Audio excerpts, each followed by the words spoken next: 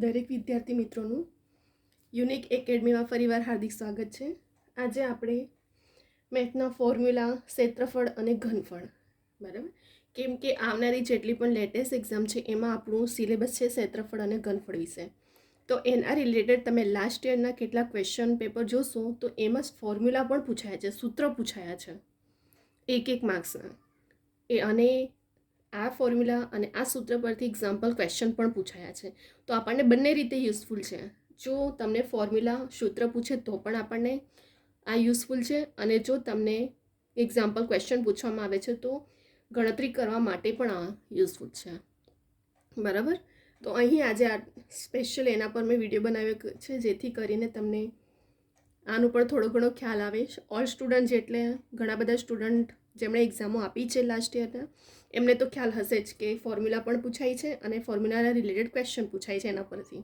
પણ જો તમને ફોર્મ્યુલા જ ના ખબર હોય તો તમે સોલ્યુશન નહીં કરી શકો. તો ફોર્મ્યુલા બહુ ઇમ્પોર્ટન્ટ છે ક્ષેત્રફળ ઘનફળ માટે, અને ન્યૂ સ્ટુડન્ટ છે એમને તો ખ્યાલ જ નથી હોતો, તો એમને પણ ખબર પડે એટલા માટે આજે આપણે સ્પેશિયલ આ વિડીયો લઈને આવ્યા છે. હવે આપણે થોડું સ્ટાર્ટ કરશું અને જોઈએ ફોર્મ્યુલાનો પણ થોડું ઘણું નોલેજ મેળવીએ આપણે આજે. સૌથી પહેલાં આપણું ચોરસનું ક્ષેત્રફળ છે. તો ચોરસના ક્ષેત્રફળનું સૂત્ર શું છે? એલનો સ્ક્વેર. અને એલનો મિનિંગ શું થાય? લંબાઈ. તો ક્વેશ્ચનમાં તમને ફોર્મ્યુલા પણ પૂછી શકે છે અને ચોરસના ક્ષેત્રફળ શોધવાનું પણ પૂછાઈ શકે છે. તમને રકમ આપીને ચોરસનું ક્ષેત્રફળ, તો પછી તમને ફોર્મ્યુલા પરથી ખબર હોવું જોઈએ કે ચોરસનું ક્ષેત્રફળનું સૂત્ર છે એલનો સ્ક્વેર, અને એલ એટલે લંબાઈ, બરાબર. એવી રીતે ક્વેશ્ચનો પૂછાયા છે. ત્યાર પછી આવે છે લંબચોરસનું ક્ષેત્રફળ. તો લંબચોરસનું ક્ષેત્રફળનું સૂત્ર શું છે? લંબાઈ ગુણ્યા પહોળાઈ. એલ એટલે લંબાઈ અને બી એટલે પહોળાઈ. લંબચોરસનું ક્ષેત્રફળનું સૂત્ર પણ પૂછી શકે છે, અને લંબચોરસનું ક્ષેત્રફળ શોધો એટલે તમને લંબાઈ અને પહોળાઈનું માપ આપી દીધું હશે તો એના પરથી તમને ક્યારે લંબચોરસનું ક્ષેત્રફળ શોધવાનું પૂછાશે.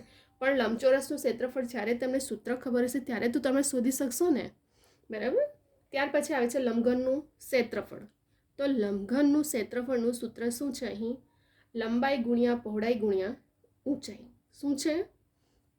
લંબાઈ ગુણ્યા પહોળાઈ ગુણ્યા ઊંચાઈ. એલ એટલે લંબાઈ, બી એટલે પહોળાઈ અને એચ એટલે ઊંચાઈ, બરાબર.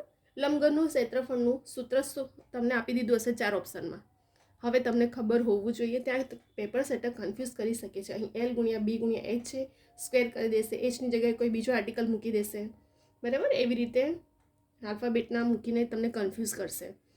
પછી બીજી કઈ રીતે તમને લંબઘનનું ક્ષેત્રફળ શોધો. લંબાઈ ગુણ્યા પહોળાઈ ગુણ્યા એચની કિંમત આપી દીધી હશે તો એના પરથી લંબઘનનું ક્ષેત્રફળ શોધો, તો આપણને સૂત્ર ખબર હશે તો એ પણ આપણે ગણી શકીએ છીએ. ત્યાર પછી લંબાઈ પહોળાઈ આપી દીધું હશે, એ શોધવાનું કીધું હશે તો એ પણ તમે લંબઘનના ક્ષેત્રફળ આપી દીધું હશે. એલ અને બીની કિંમત આપી હશે, ઊંચાઈ આપણે શોધવાની હશે. તો કેવા કેવા ટાઈપના ક્વેશ્ચનો નીકળે છે આમાંથી, બરાબર. તમે લાસ્ટ યરના પેપરો જોશો તો તમને ખ્યાલ આવશે, અને સ્પેશિયલ એના પર વિડીયો, જેથી કરીને સ્ટુડન્ટને પણ સમજ પડે. અને હું દરેક વસ્તુ ડીપમાં સમજાવું છું કે કેવા ટાઈપના પેપર સેટર કન્ફ્યુઝ કરે છે, પેપરો કાઢે છે અને ક્વેશ્ચન કાઢતા હોય છે. ત્યાર પછી આવે છે સમઘનનું ક્ષેત્રફળ. તો સમઘનનું ક્ષેત્રફળનું સૂત્ર શું છે? એલની, આ 1 નથી, બરાબર, આ એલ છે, એલની 3 ઘાત છે, બરાબર. સમઘનનું ક્ષેત્રફળનું સૂત્ર શું છે? એલની 3 ઘાત. અહીં પણ આ એલ જ છે, બરાબર, આ એલ જ છે.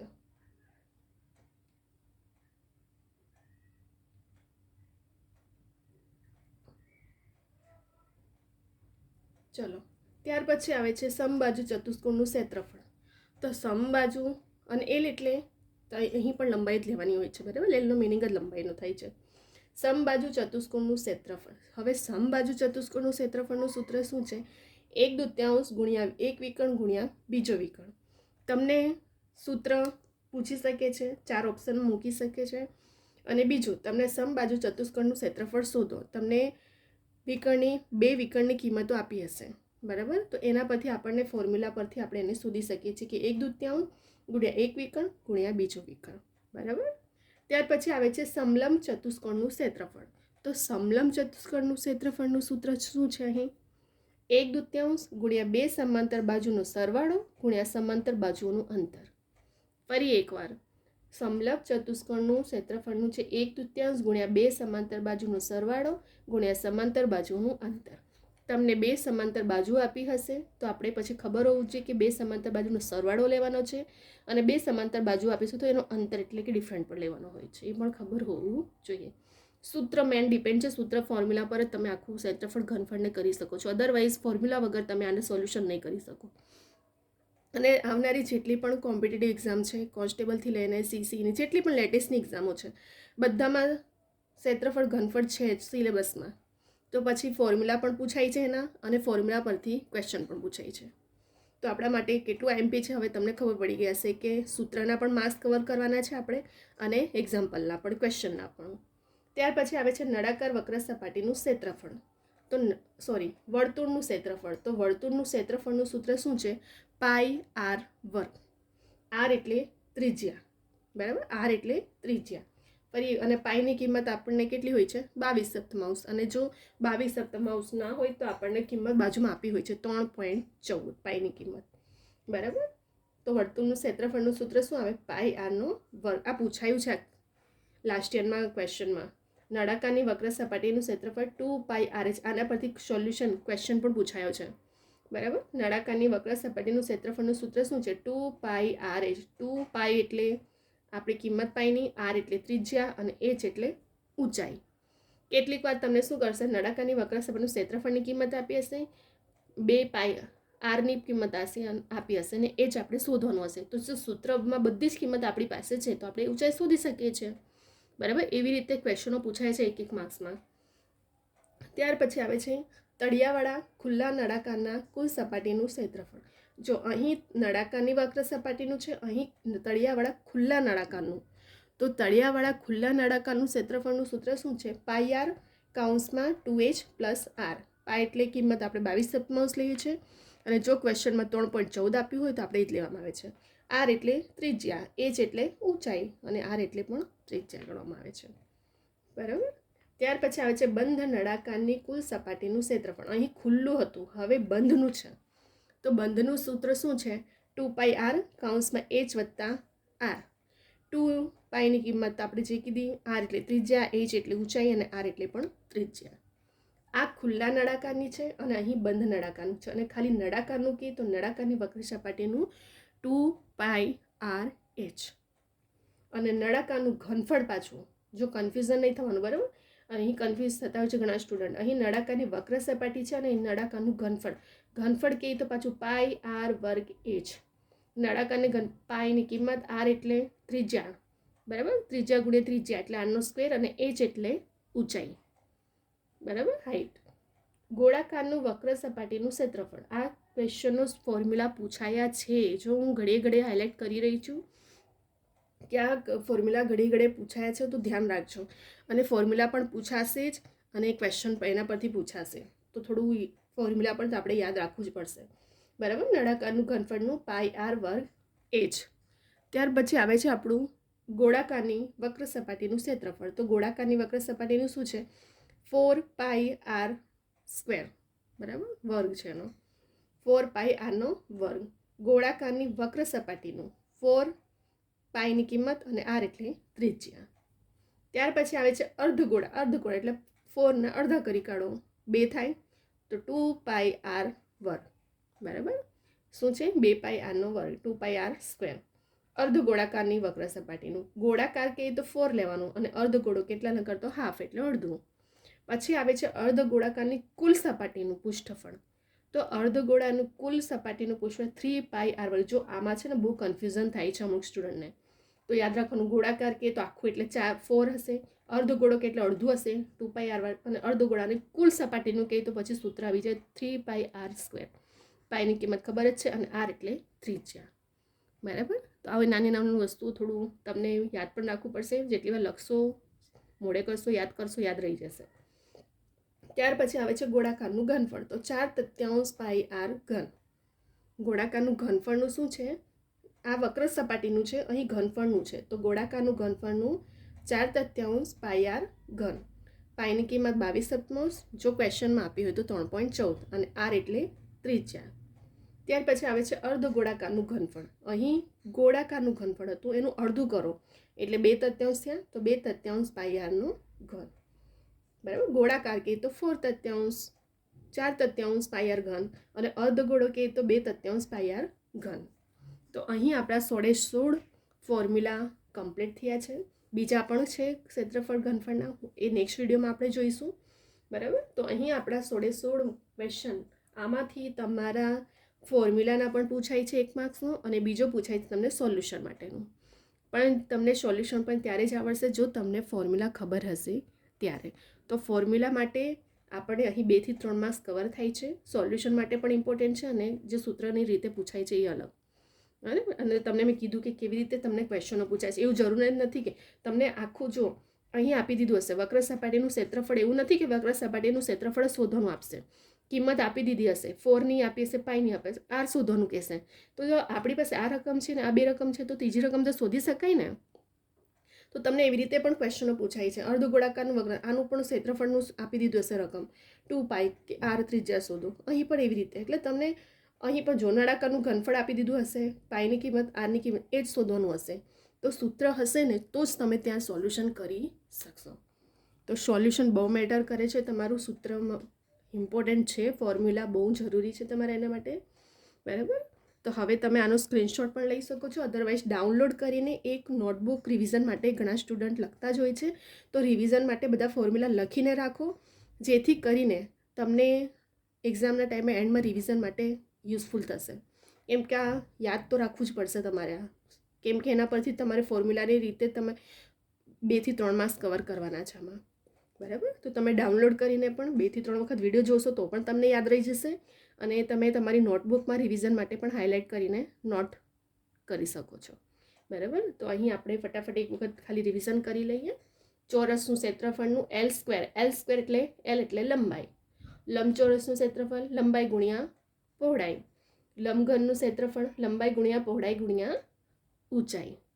હવે સમઘનનું ક્ષેત્રફળ Lની 3 ઘાત, સમબાજુ ચતુષ્કોણનું ક્ષેત્રફળ 1/2 ગુણ્યા 1 વિકર્ણ ગુણ્યા બીજો વિકર્ણ, સમલંબ ચતુષ્કોણનું ક્ષેત્રફળ 1/2 ગુણ્યા 2 સમાંતર બાજુનો સરવાળો અને ત્યાર પછી અંતર, વર્તુળનું ક્ષેત્રફળ પાઈ આર વર્ગ, નળાકારની વક્ર સપાટીનું ક્ષેત્રફળ 2 પાઈ આર h, 2 પાઈ આર એટલે ત્રિજ્યા, h એટલે ઊંચાઈ, તળિયાવાળા ખુલ્લા નળાકારને કુલ સપાટીનું ક્ષેત્રફળ તો પાઈ આર કૌંસમાં 2h વત્તા આર, બંધ નળાકારની કુલ સપાટીનું કહીએ તો બંધ નળાકારની કુલ સપાટીનું 2 પાઈ આર કૌંસમાં h વત્તા આર. જો આમાં થોડું કન્ફ્યુઝન ના થાય, આ ખુલ્લું છે અને આ બંધ છે, બંધમાં 2 પાઈ આર કૌંસમાં h વત્તા આર છે, અને અહીં પાઈ આર કૌંસમાં h એટલે ઊંચાઈ ને આર એટલે ત્રિજ્યા.